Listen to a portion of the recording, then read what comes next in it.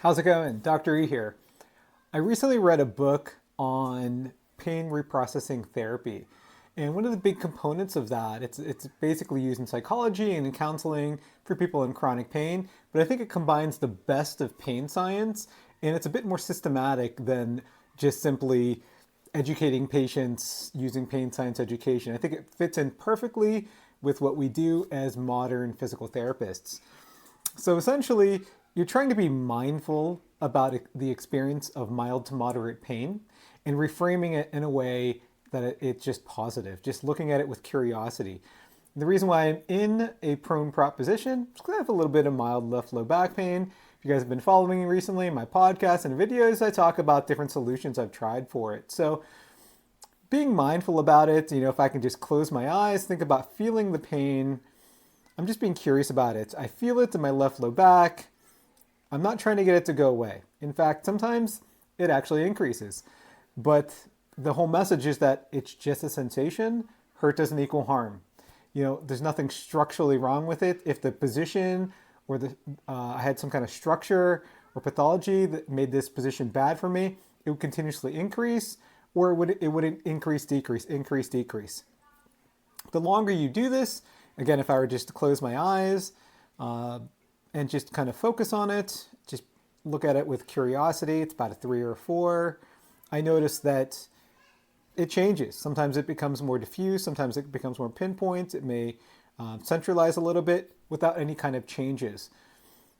And that is a quick overview of what's called somatic tracking. It's a big part of pain reprocessing therapy. And I'm considering actually taking a full-on course in it. But otherwise, if you read the book, The Way Out, it is written by a hilarious psychotherapist who basically went through chronic low back pain and how he kind of discovered PRT and somatic tracking and all his failures along the way. It's again, I think it fits in perfectly with what we do as PTs, and I recently just used it on a patient who was so much better. She already really bought into the fact that repeated extension was actually good for her and not bad. She was afraid. I made her not afraid to extend.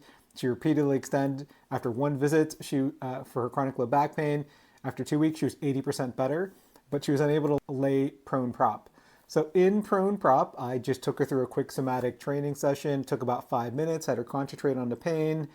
It went up a little bit, but it became more diffuse.